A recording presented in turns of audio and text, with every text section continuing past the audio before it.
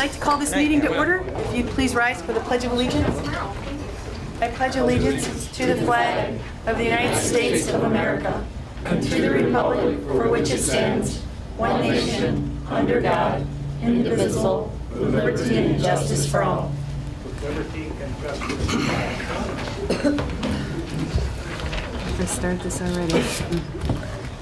So, are there any additions or deletions to the agenda, Madam Clerk?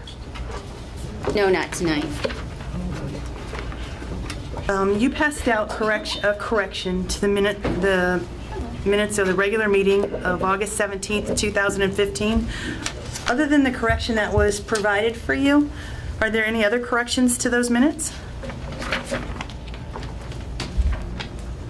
Hearing none, all those in favor of approving the minutes of the regular board meeting of August 17th, 2015 signify by saying aye. Aye. Those opposed? Thank you. We'll move on to reports. I have a few reports. I wanted to mention to our residents that if you go to our website, flinttownship.org, you'll notice that there is a video of the National Night Out. We had great participation from our police and fire departments, and we did that in cooperation or partnership with Mundy Township and Swartz Creek. It's a nice little video, and again, it's available at flinttownship.org. For the trustees, I wanted to let you know that Signs by Craney is having their grand opening this Thursday.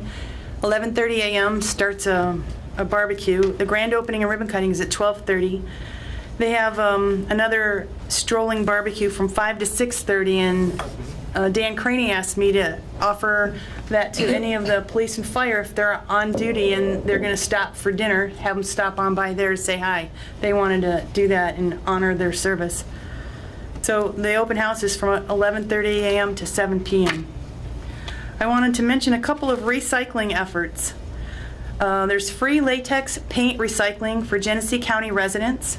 It's in cooperation with Habitat for Humanity Restore, and you can find information on free latex recycling, free latex paint recycling on our website, or you can go to Genesee County, recycle at geneseecounty.mi.us, or call Genesee County Habitat for Humanity Restore. So that's free latex recycling. Our trash haulers do not pick up latex paint. You can find the list of things that are acceptable to recycle on the website. Just look for recycling. Here's another event. It's a free appliance recycling event. It's Saturday, September 26, 2015, 9 a.m. to 12 p.m.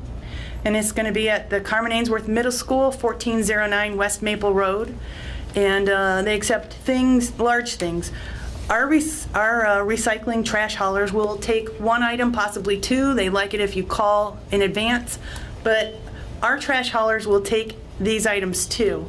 But if you have a lot of them, you're either going to have to take them out to the dump, a landfill, or you can use the free appliance recycling event Saturday, September 26th. The latex paint recycling is all the time. They repurpose that paint and then they turn around and use it on their projects. Anyhow, update from the Road Commission. Ballinger Highway Bridge over Swartz Creek is under construction, and it should be finished mid-November. The traffic will be opened up mid-November. Lennon Road resurfacing between Dye and Linden Road. It started last Monday, and it should be finished by October 2nd. Flushing Road is under reconstruction, and they're saying that Flushing Road traffic should be, an anticipated open to traffic date is Friday, October 30th. And just a note for the residents, the Maintenance Department of Genesee County Road Commission is working on River Forest, and they expect to be done in the next week or two. Then they'll proceed to do our projects, which are Townview, Lask, and Calkins Road. And that's all on the roads. Again, to the trustees, Woodhaven Senior Community Fall Fest is Saturday, September 12th, 2015, 11 a.m. to 2 p.m. It's 5201 Woodhaven Court. They have food, entertainment, pie eating contest, balloon release, Amigo wheelchair walker decorating, contest, and it's a great way to get out to support Woodhaven and to meet the residents there. Bikes to the Bricks is this Saturday also, September 12th, and the times are approximately 11 a.m. to 2 p.m., and this year they're going to go through 2 areas of our township. They'll leave Harley-Davidson on a bike ride throughout the county. Let me make sure. They're going to go up Austin Parkway, right, George? Yes. There it is. Austin Parkway, and then they're going to go up to Flushing Park area and come back down Seymour Road and come down Bristol Road by the airport. Anyway, then they're heading down to Flint because they're going to have that event all day downtown Flint, Bikes on the Bricks. So we got a couple events happening this Saturday. And then to the trustees, I wanted to read 2 resignations from volunteers on our Parks and Recs Committee. Attention Flint Township Board of Trustees. I am resigning effective August 27th, 2015 as the chairman of the Flint Township Parks and Rec Advisory Board. Within the first few days of July 2015, the garden at Corona Road and I-75 was cut down. I believe that this was done by the county, and that's true, it was an accident. This was a garden that the Parks and Recs Board worked hard to put in 5 years ago with a grant from Keep Genesee County Beautiful and other donors. We also had the Rotary out there, and I can't remember who else was out there with us. The Parks and Recs Advisory Committee did not advise or recommend this action. The garden had countless hours of work put into it by a number of volunteers and did not deserve this. Jim McClung. The next one is from George Marins. Flint Township Supervisor. It is with great regret I am resigning from the Flint Township Parks and Recs Committee. This was a hard decision because I believe a community needs to have volunteers who are dedicated to beautifying our surroundings. So we take those resignations, and I wanted to say, Jim McClung's in the audience, I wanted to say thank you, Jim, for your service the last, gosh, I don't know, it's 4, 5, 7, 6, 7 years. You've done a good job, and we wanted to say thank you for it. You've put in countless of hours trying to make Flint Township a better place to live. And you succeeded, too. Did you want to? We ought to give him a clap because I've seen him working hard. I didn't know who he was. I was going to hire him to do some work around my house. And here's Jim McClung. So that's my report this evening. Madam Clerk, do you have a report for us? Just want to remind the board, the information for the calendar is in the back of your, Yep. Packets? Yeah. yes. And just review those. If you have any comments, questions, or concerns, just give me a call.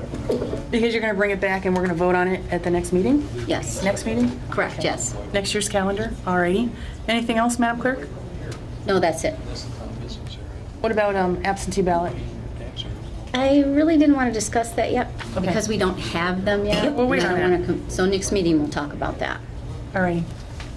Madam Treasurer, do you have a report for us this evening? No, just a reminder that you have a week until tax bills are due next Monday. Remind everybody. And a motion to pay the bills, please. Is there a second to the motion to pay the bills? Support. Are there any questions on paying those bills? Any discussion? I thought, Madam Treasurer, you were going to give 2 days gratis to all the senior citizens. I wish I could. Oh, I wish I could. well, you could. No questions? Hearing none, Madam Clerk, roll call please on paying the bills. Mrs. Vert? Yes. Ms. Spinelli? Yes. Ms. Miller?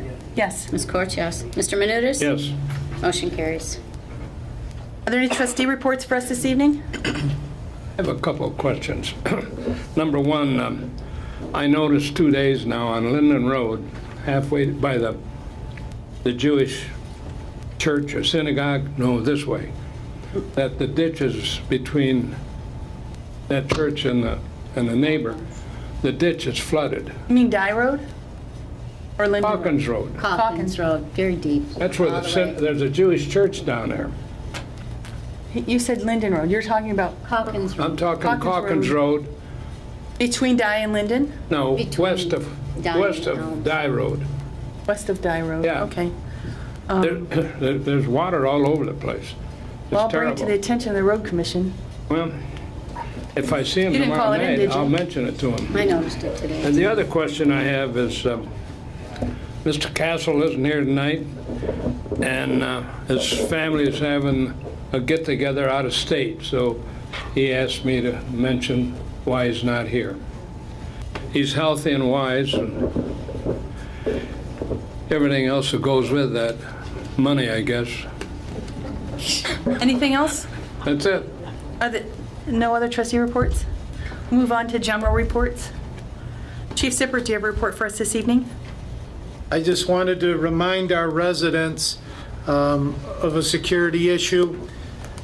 In the past month, I would say, we've seen some increased larcenies from motor vehicles in our business district and also in some of our residential neighborhoods. So just be vigilant, and if in the evening and nighttime hours, if you notice anything suspicious, do not hesitate to call 911 to report it, and we'll send an officer out to check it out.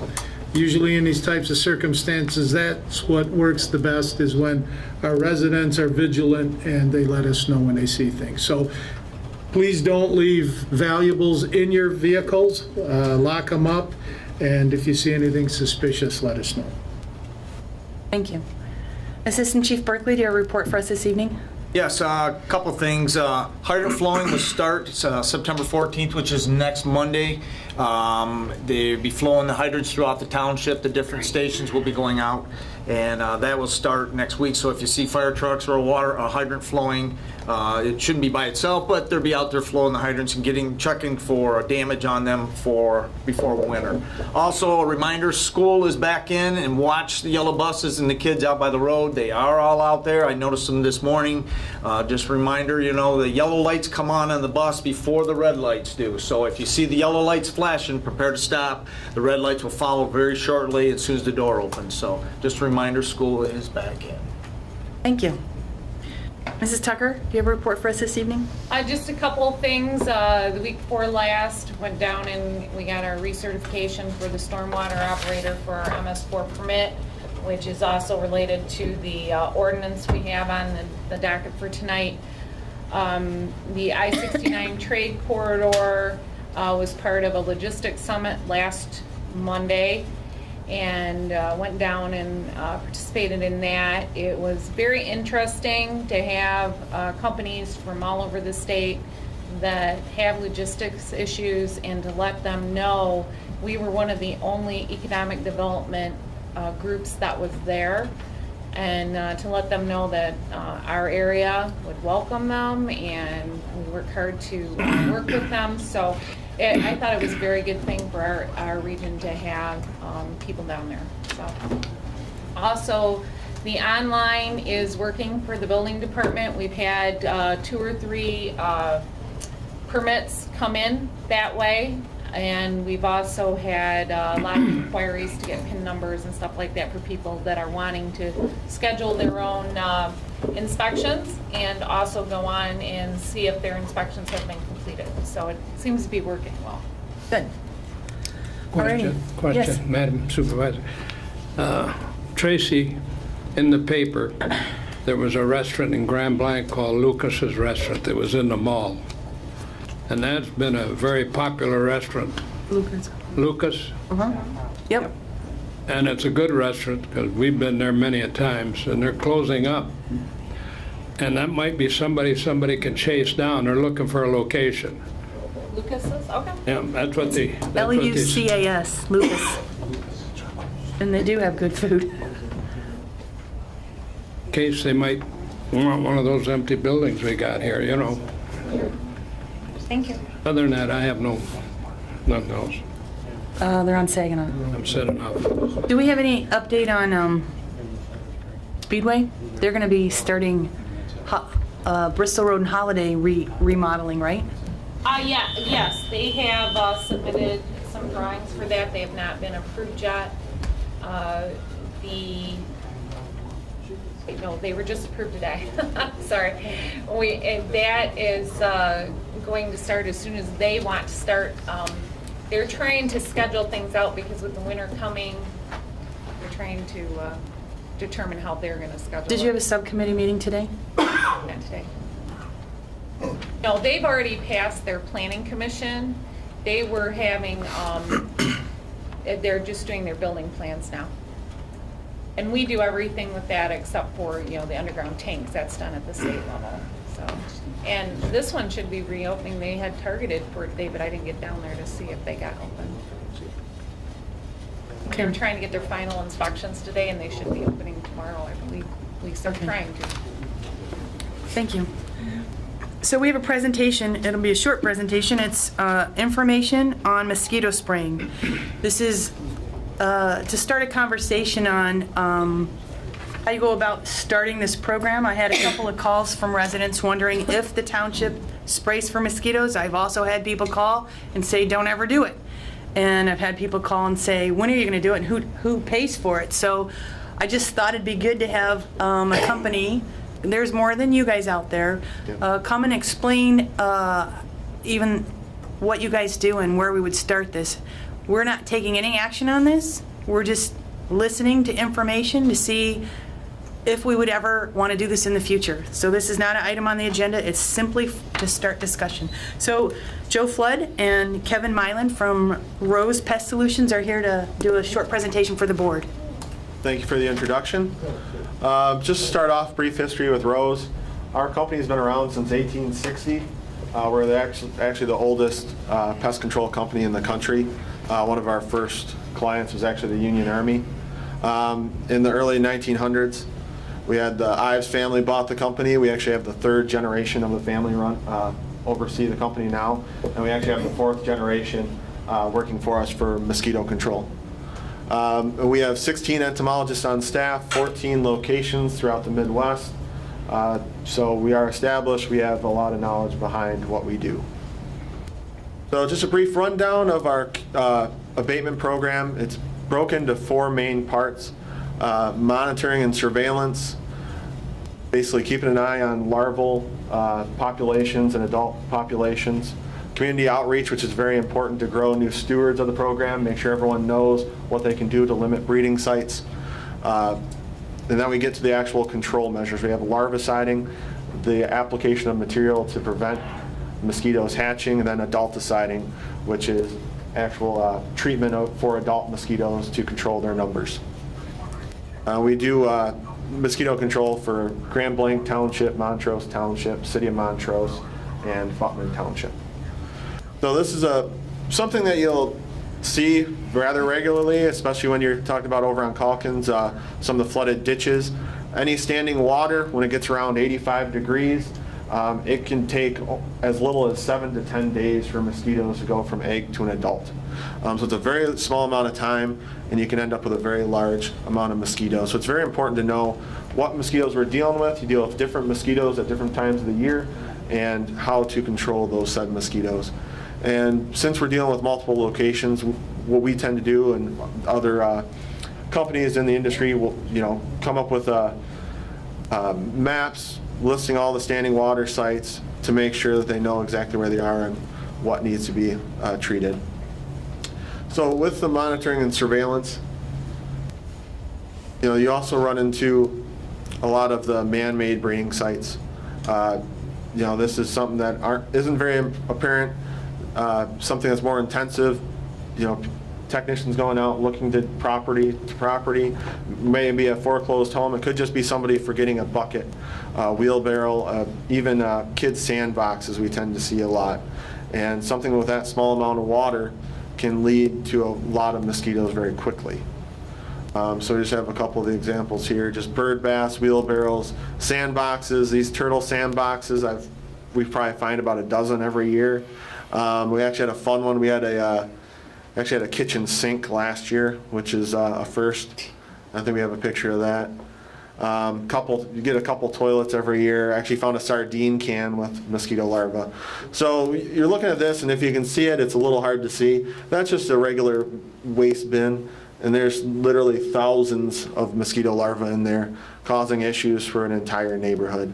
So you've got, you know, the natural breeding sites and the artificial breeding sites. With the natural breeding sites, we do for the monitoring and surveillance, we dip them, see if we have any natural predators present. If we have a high amount of natural predators being, you know, dragonfly larvae or even fish present, you know, then we won't treat that water body. We'll let nature take its course. But when we run into something where there aren't those predators present, or we run into an artificial setting, you either have to dump it out or treat it.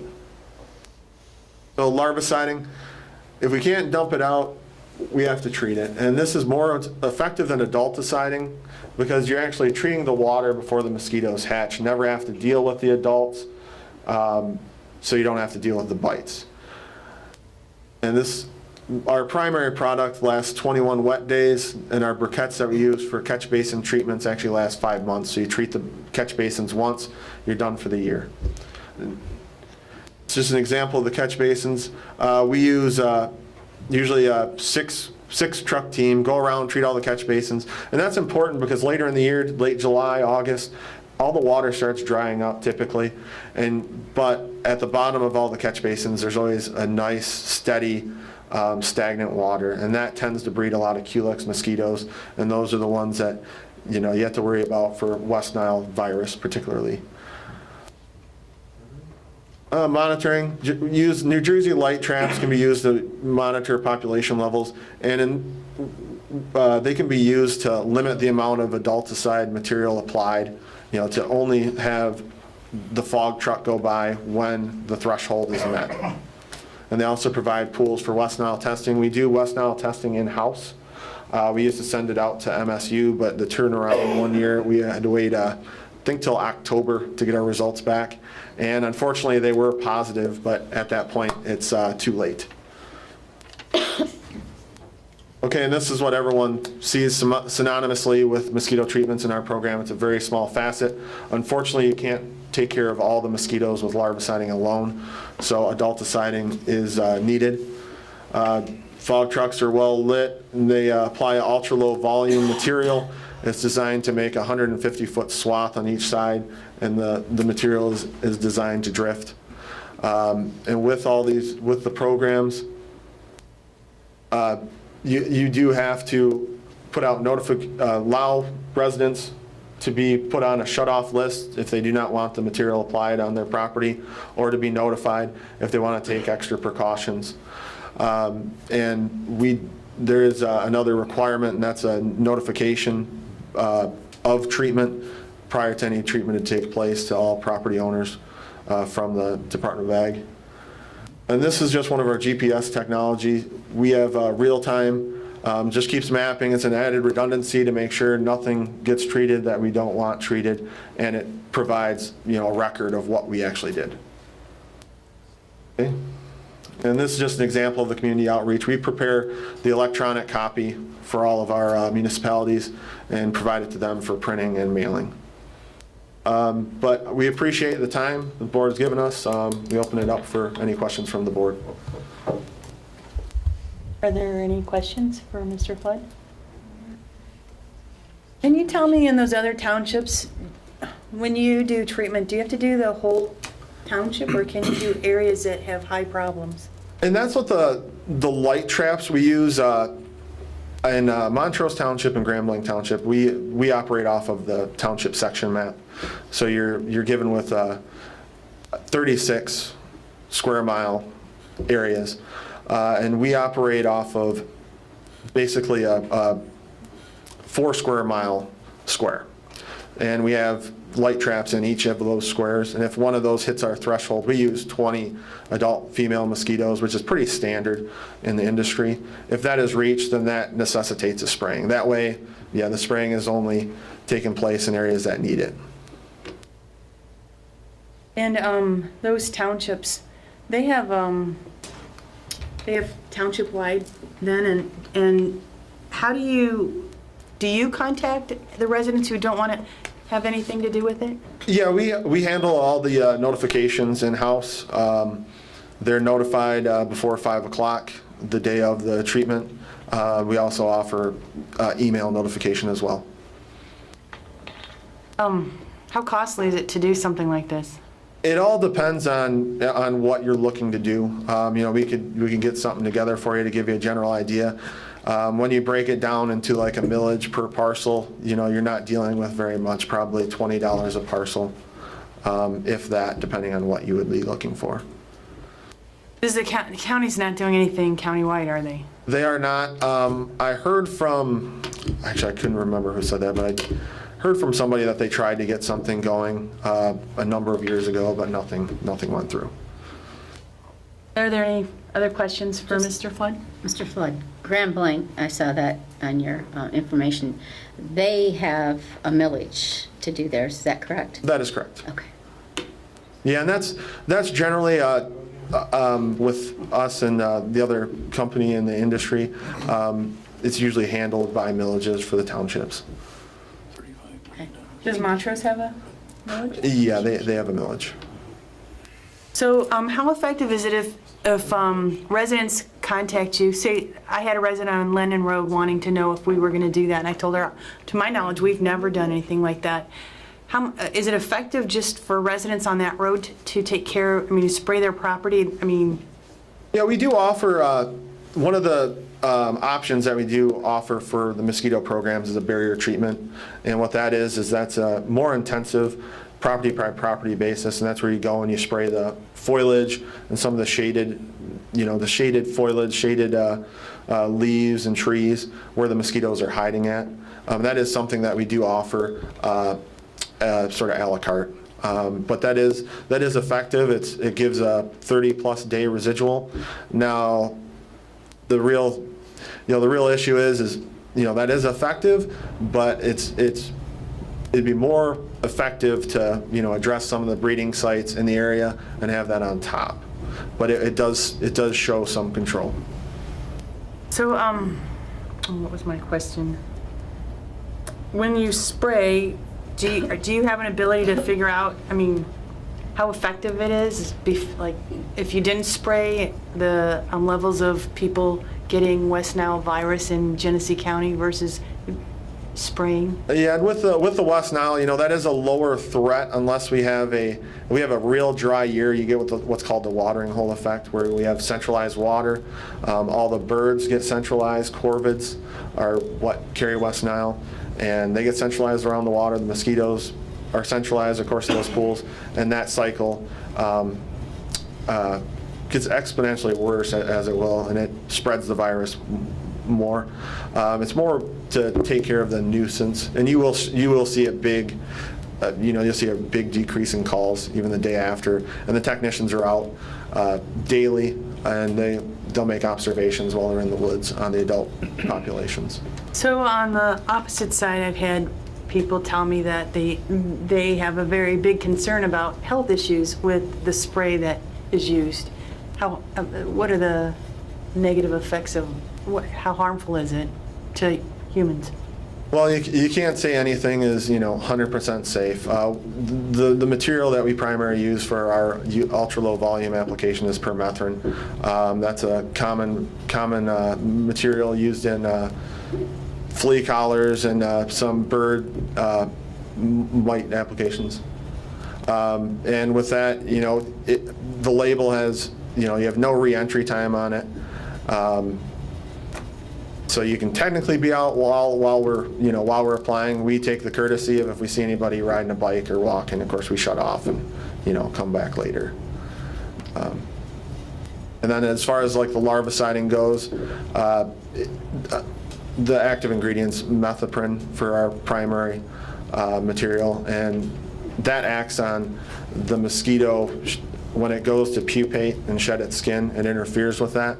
And since you and I, we don't have an exoskeleton, we don't shed our skin, it's about as toxic as sucrose to you and me, sugar. So. Any other questions? I want to thank you for coming out and making this presentation. I don't know where we go from here. I don't know if anything will happen, but I appreciate the information. I don't think we've ever heard any information on spraying for mosquitoes, but I have had some concerns and questions. Thank you very much. Thank you very much. Thank you. Thank you. So at this time, we'll open up the floor for public comment. Yes? No, yeah, when we do, no, not you. I'm sorry, the lady behind you, raise her hand. We have public comment, and if you'd like to address the board, I ask that you come to the podium, state your name and address, and you'll be given 3 minutes to speak. If you guys wanted to head out, or you're more than welcome to stick around. I don't know if you have something that you need to get from, oh, you already got it? You're all set? Alrighty, well, thank you very much. Go right ahead. I'm Rubina Tevis. I'm at 1259 Mill Creek Road. And first, before I ask my question, thanks for coming in with that. I lived in Montrose for 9 years, and I looked forward to that mosquito spraying every year. I have a child and a grandchild who are highly allergic to insect bites. I mean, to the point where I've had to take them to the hospital, almost died. So it does really help that. And of course, we were in a more wooded area, perhaps, but excellent. So Can I have you repeat your name, please? it's Rubina Tevis, Tevis. Thank you. Okay. My question to the board has to do with the water. Someone told me that even though people could live in Flint Township, pay their taxes and their water bill, that they could be getting water through the Flint pipeline. And I'd like to know if there are maps that show that information. How do we find out which addresses? Well, this isn't a question and answer time. Okay. We have that information available, and there are a small quantity of people who have a franchise agreement, and that information's available here in the township. Okay, just go to the water department and get Yes. that? Okay, thank you. You're What welcome. was the lady's address? 1259? Mill Creek Road. Mill Creek Road. I didn't- 1259 Mill Creek Road. Okay. Yep. She's not.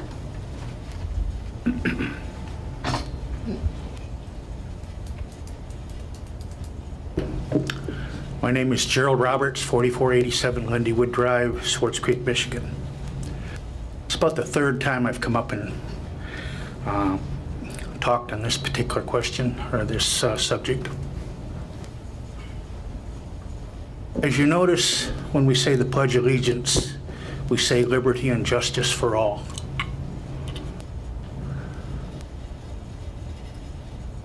The thing that I want to comment on is justice for all. It seems that, gain my thoughts, when Mr. Daly comes up here and talks, public official, with regard to road issues, it seems like at that point in time, he's not a resident of this particular township, but yet there's a question and answer series. A couple meetings ago, Mr. Arcio came up here, and I highly respect Mr. Arcio. He started out, the particular comment was a question to the board. I believe that question, if you want to go back in the archives here and look, that question was answered. I've asked, this lady that just come up here, comes in and she asks a question, and it's deferred until afterwards. Contact somebody. I came up right after this Darby fire down here on Darby Street and asked a question that I think every one of the people here in this particular township, with regard to public safety, after passing a millage of 3.85 mils, $3 million a year. And I asked the question, why were they pulling a fire truck from over on Bristol Road and not pulling a fire truck out of the closest fire station right here? And the supervisor shut me down and said, this is not a question and answer series. Okay? But yet, probably 5 or 6 meetings ago, we have a union steward that doesn't even belong to this particular section or this particular township. And there was a fluent question and answer, question and answer, question and answer, question and answer. Not even a resident here. But yet the supervisor let that go on. Fair and equal treatment with regard to the residents and public officials that our supervisor feels are above the rules of the general public. I'm questioning and asking why. Why is there pick and choosing of the question and answers with regard to our residents? I brought out a point before that I'm a veteran and I've been in this township since 1971 and I've paid taxes to the tune of over $60,000, well over that period of time. And me as a concerned citizen don't have to come back and maybe ask the assistant chief or whatever. You know, the time frame that you people and we are paying you for, we need the respect of this board. And a simple question with regard to our health and our safety with regard to the fire department, as a simple question is, why isn't this particular fire station over here being manned by a full-time, so that that particular fire truck could come over here and put out that fire before Mundy Township and Flushing fire departments get there, before our fire truck gets over here from Bristol Road? A simple question. I know you're going to cut me off, Karen, so I'll forelay that, you know. Thank you. Equal treatment, Karen, as I'm asking for. Just equal treatment. Is there anyone else who'd like to address the board?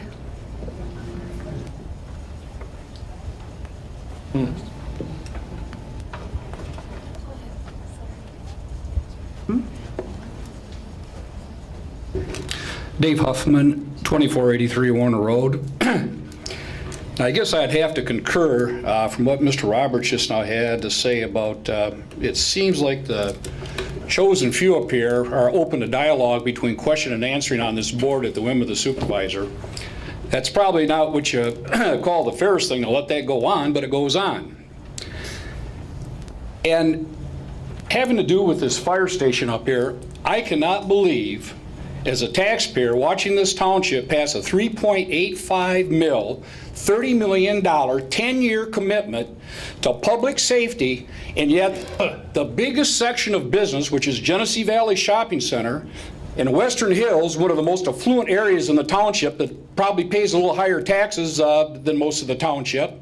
You're leaving Western Hills and you're leaving Genesee Valley Shopping Center wide open because the lack, I just don't understand why this isn't being manned full-time, 24 hours a day, 24/7. You're putting the biggest part of the business in this community in jeopardy, and I don't understand after this 3.85 mil commitment was passed. I don't know, I haven't had it explained. I would like to know what's going on with that. And a lot of people in my neighborhood are asking about it, and the more I go around the township, a lot more people are asking about that. And I just wonder, is it anything going to be done? Or are we going to wait till a business burns down in Genesee Valley, or something happens over here in one of our residential areas? But it's pathetic to think that you could pass that kind of money and have the taxpayers pay for this sort of thing and not do anything. It's a shame. Is there anyone else who'd like to address the board?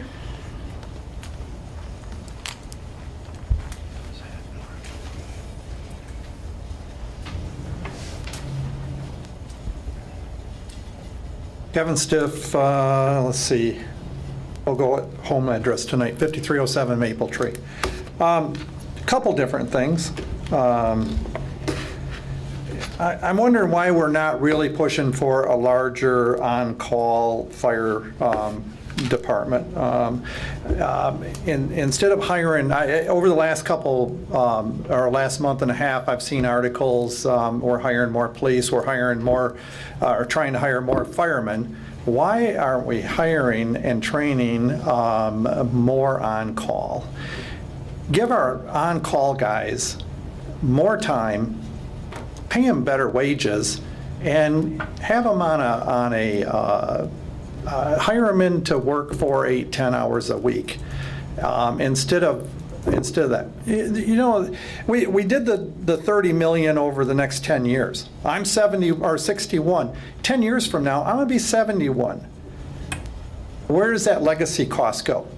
These guys, everybody here over in this table, they're retiring. They're retiring with salaries, with retirements that, are we going to be able to afford that? Because the people that we hire today are going to work 20 years. Are we going to be able to afford that? Even with the $30 million, can we afford that? No, we can't. I mean, the way things are going today, it's not getting any better. It's getting worse. The other one is, I brought this up a year ago and 6 months ago. Why aren't we switching the new people, anybody from 10 years and less, why aren't we switching them over to a 401 plan? I have researched it. In the state of Michigan, there is over 60 communities that have switched and got away from the traditional retirements, and they have gone to 401 plans, which have saved the cities and the townships literally millions of dollars. Millions. And the other one is Graham Road. All these are things in the paper about new roads, new servicing. I see all this stuff. Graham Road is the worst road we have in Flint Township, and it's one of 6 roads that go to a school where we have children walking on that. You know, if some crazy person driving a car at a high speed hits those bumps, they're off into the ditch on top of kids. You're endangering kids' lives. It's not a cost thing, and I don't know where you find the money for it, but you're endangering kids' lives. It is. One thing for the chief. Last week on Wednesday, there was 2 state troopers that blew the light at Graham Road. Not in the beginning, not in the end. Through in the middle of a red light, and they must have been going close to 70 to 80 miles an hour coming this way. And on Thursday, I seen a Flint Township cop do the same thing. Somebody's going to die at that corner. It happens all the time. I mean, put a camera there. If it's not an ambulance, it's a cop car blowing that light, and I can't believe that somebody hasn't died yet. And the speeds that are at Graham and Corona Road. It's either going into the city or it's coming out of the city, and it's terrible. So. Thank you. Is there anyone else who'd like to address the board? One last time, anybody else like to address the board? So we'll close public comment and we'll move on to action items. Action item A is, Tracy, did you want to add anything to what we have before us? No, this was in your packet last time. This is the stormwater ordinance that we're required by MDQ to have in place for our MS4 permit for the MPDES requirements. If you're not familiar, and for the audience, the MS4 permit is what allows us to drain into the county storm, and which eventually gets to the lakes and rivers and streams that the state controls. And this particular ordinance applies only to our properties that are part of the MS4 permit, which would be the 3 fire stations, the senior center, the police station, and here at the township hall. So it only applies to those properties, and I know it's like 21 pages, but it's what we're required to have. So a motion would be in order to move forward. I'll move for the consideration. Is there a second to the motion? Second. Any questions? Any further discussion? Hearing none, we're going to do a roll call. Madam Clerk, roll call vote on approving the Charter Township of Flint stormwater ordinance. Ms. Benelli? Yes. Ms. Miller? Yes. Ms. Corch, yes. Mr. Menounos? Yes. Mrs. Vert? Yes. Motion carries. Thank you. Action item B, Chief Sippert. I included in the board packet correspondence which explains or justifies the promotion of 2 patrol officers to sergeant. At our last township board meeting, the board authorized the township supervisor to request from the Civil Service Commission the names of the next 2 eligible candidates for promotion. The names that were received were Officer Brett Cassidy and Officer Michael Nemechek. Officer Cassidy has been an employee of the police department since 2009. After serving as a patrol officer for almost 3 years, he was assigned or is assigned to the investigation unit, where he has excelled as a detective. Prior to beginning his career with Flint Township, he earned a Bachelor of Science degree in Criminal Justice from Saginaw Valley State University, and he has an Associate's degree in Criminal Justice from Mott Community College. And I respectfully request that he be promoted to sergeant. Is there a motion to move forward? Motion To to promote Officer Brett Cassidy to sergeant. Is there a second to the motion? So, We have a second. Trustee question. Burt? Aren't you going to ask both Nemchek and him?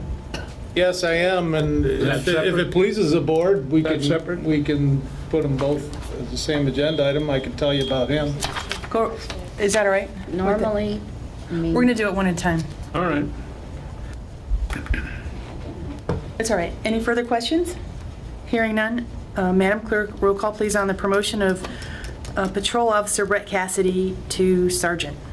Ms. Miller? Yes. Ms. Courts, yes. Mr. Menoudas? Yes. Mrs. Vert? Yes. Ms. Benelli? Yes. Motion carries. Thank you. Chief Sippert, can you tell us about Officer Nemechek? Officer Nemechek began his career with Flint Township in October of 2008. After working 5 years as a patrol officer, he was assigned to as a detective. He currently holds an associate's degree in criminal justice from Lake Superior State University, and I recommend that he be promoted to sergeant. Is there a motion on the floor to move forward?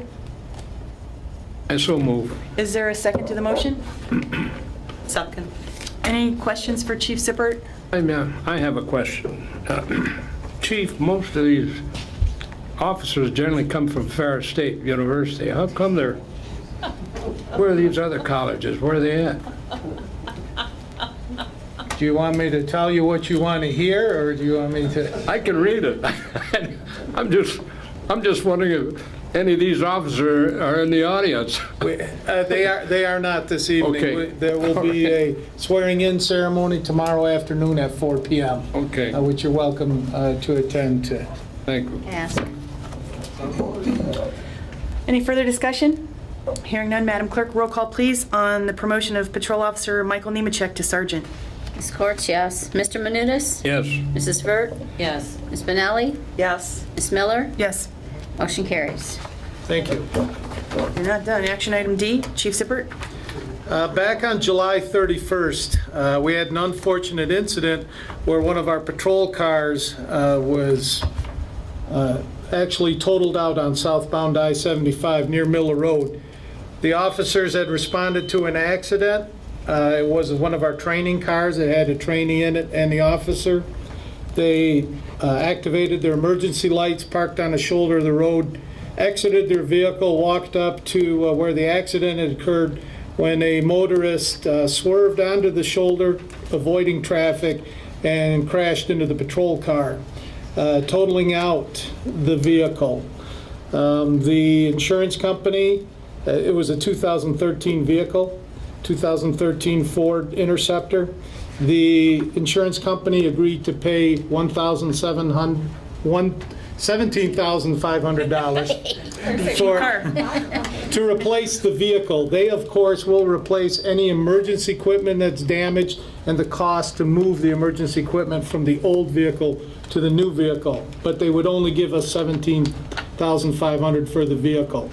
A new vehicle received that we priced out through the Macomb County bid process is $27,381. We have $9,881 in the budget that we can use to make up that difference. So I would like to replace that vehicle with the approval of the board to purchase the new one under the bid process. We would expend $9,881 out of our budget. The rest of the funds would come from the insurance company. I move approval. Is there a second? Second. Are there any further questions? Said second. Trustee Vert. Chief Sippert, I can't believe Trustee Menudas isn't going to say this, but let me ask you this. How many Fords do we have in our fleet and how many GMs? Roughly, I think we're probably about half and half right now, but we're switching over to more and more GMs as time goes on. What's the cost of the equipment that goes in there and then also to put it in there? The cost of the equipment and a changeover is roughly $10,000. Okay, Madam Supervisor, yes. I can count, and if I don't have 4 votes, I don't push it. Madam Clerk, roll call please on the motion to replace the police vehicle that was utilizing $17,500 of insurance money and $9,881 of available funds from the 2015 budget. Mr. Menudas? Yes. Mrs. Burt? Yes. Ms. Benali? Yes. Ms. Miller? Yes. Ms. Court, yes. Motion carries. Thank you. Thank you. Action item E is to consider approving the cost of fog seal for Lennon Road between Dye and Elms Road. We chip sealed it, and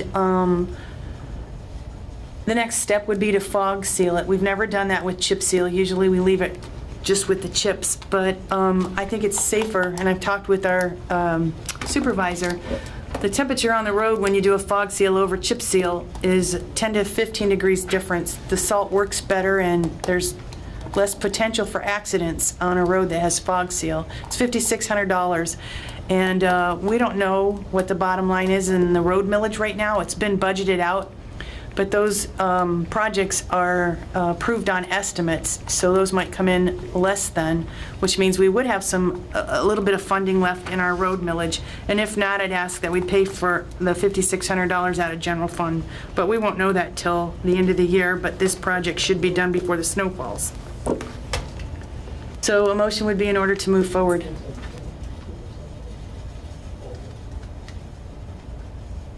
I'll make the motion to fog seal Lennon Road between Dye and Elms Road for $5,600. Is there a second? I'll support it for discussion. Didn't we a couple years ago do something on Lennon Road? We did ditching. Is that what we did? And the plan is to ditch roads before we pave them. Because if you can't control the drainage issues on the road, you're throwing away the money to pave the road. So yes, we did a very extensive ditching project on Lennon Road a couple years ago, right down in your area. But it's a small, it's more than a mile of the, do you know the distance of that? Over a mile. Little over a mile. Oh, You get bad, the fog is horrible through there. I know they have, I don't know, George would probably know better than me, but I know there are several accidents caused by fog and stuff there with the, especially with that sharp curve. That's why they're wanting to put the fog seal on there, but I can imagine. a lot of communities are moving to do that. I'm sorry, I said $5,600, it's $5,465.24. But it could be more than that, No, or it could be less than that. it could be less than that. It's not going to be more than that. If it's more than 10% more, I'll bring it back. But they give us estimates per mile of like milling, ditching, paving. This fog seal, that came out of engineering, so. Any other questions? Madam Clerk, roll call please on fog sealing Lennon Road between Dye and Elms Road. Mrs. Burt? No. Ms. Benali? No. Ms. Court? No. Ms. Miller? Yes. Mr. Menudas?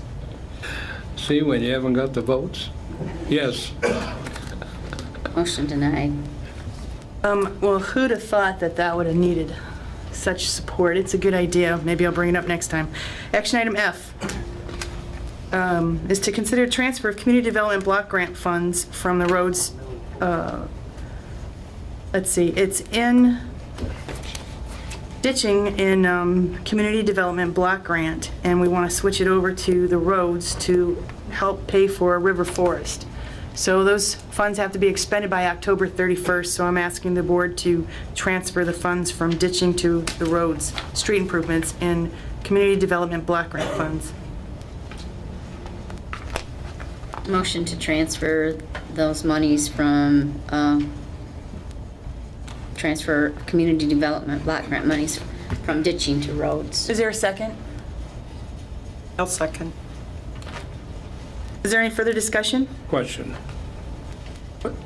This is for a block grant to do River Forest? River Forest, they're So in the, what are they going to do? Yeah, Are they repaving, or patching, or filling up holes, or what? they're fixing the problem. What's the problem? Drainage has ruined the road. It hasn't been repaired since the 60s. Oh, I know that, but are they going to fix those holes? Because a couple of people talked about it, you know, that. They're working on it now. Well, In some areas, they've had Are to they patching it, or are they paving it? or what? repaving a section of that road. We voted on it a couple meetings ago. Oh, I'm sorry, I wasn't No, there. no, they began work already. In some areas, they had to dig it up because there was such a problem with the foundation. But it is a pave. It's going to be 2 inches of paving.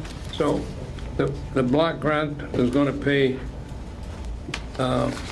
what are we paying out of our general account? 0. This road repair is funded strictly by block grant funds, $105,000 of block grant funds, which comes from the county. And we have $3,100 left over in our ditching category, and we just want to transfer it over to here. Okay. In case, I mean, they gave us an estimate on that road, but until they dig it up and find out what they're dealing with, they don't have the exact amount that we're going to get billed for. So I'm asking that we transfer the funds to apply it to the road. Pay for the road. We have a second? Yeah? Are there any other questions? Madam Clerk, roll call please on transferring 3105? 3102. 3102 from ditching to street improvements for community development block grant funds. Ms. Spinelli? Yes. Ms. Miller? Yes. Ms. Corch, yes. Mr. Menounos? Yes. Mrs. Vert? Yes. Motion carries. Thank you. Action item G, Assistant Chief Berkeley. Yes, I'm asking,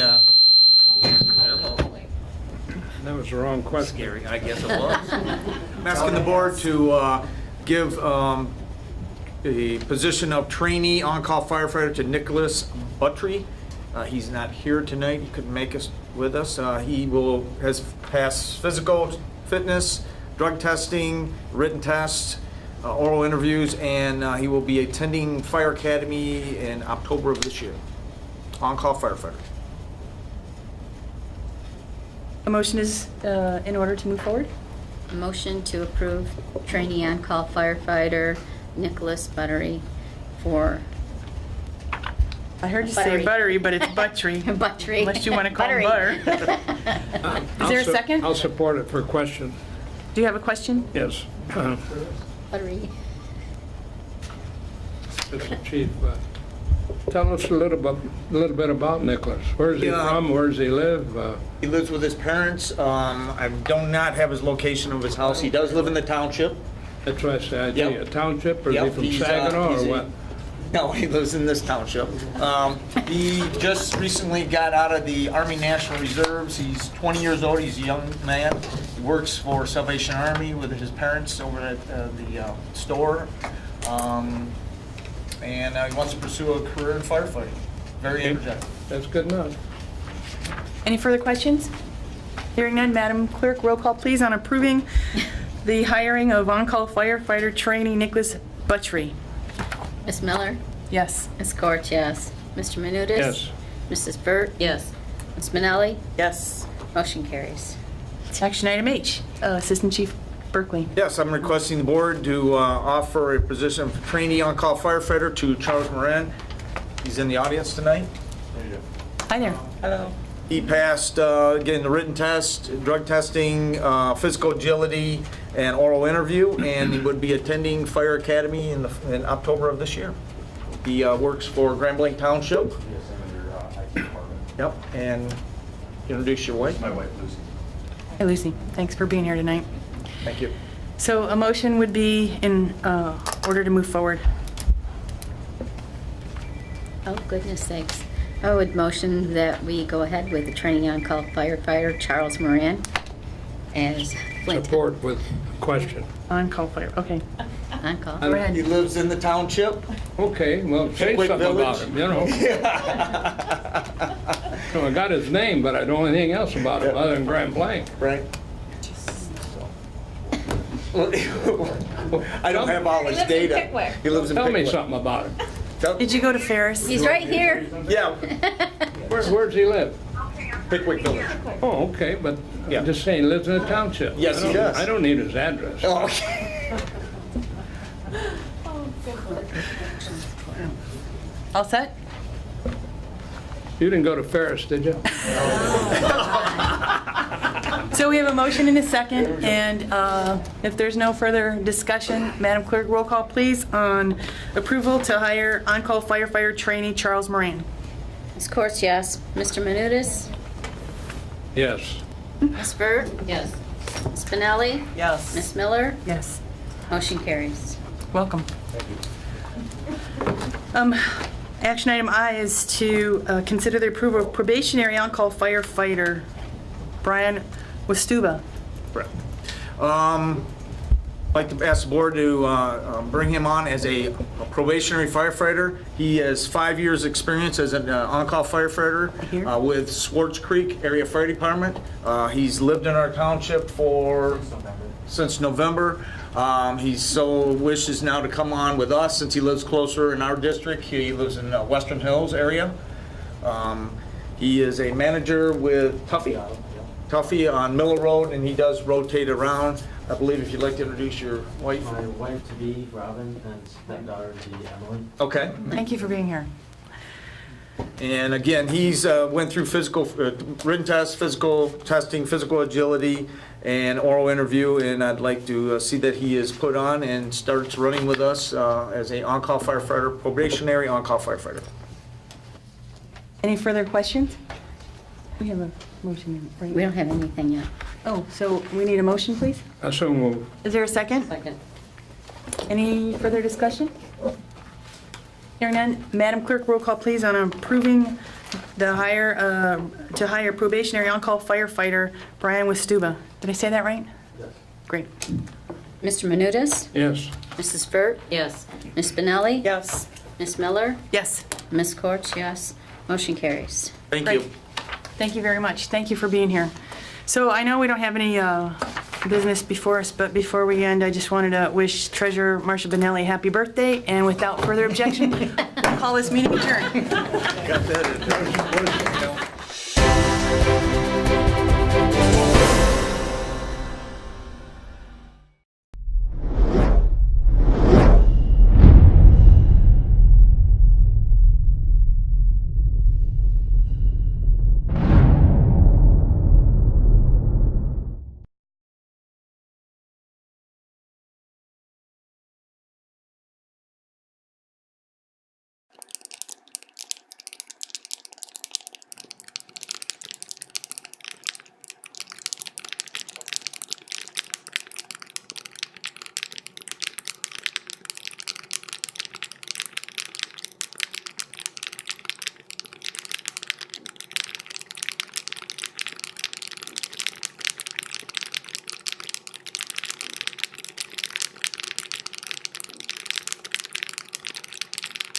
I got no pulse, so losing. He's in Mayfair. Shocking. Drives the road all the time. Just had a few drinks. Just can't be happening. Are we clear? Clear. We're just buzzed. Just buzzed? You didn't tell us that, sir. You're right. This isn't happening. He'll be fine. I feel good. Really? No, not really. Buzz driving. Clear. Maybe we should stop acting like it's no big deal. Shocking.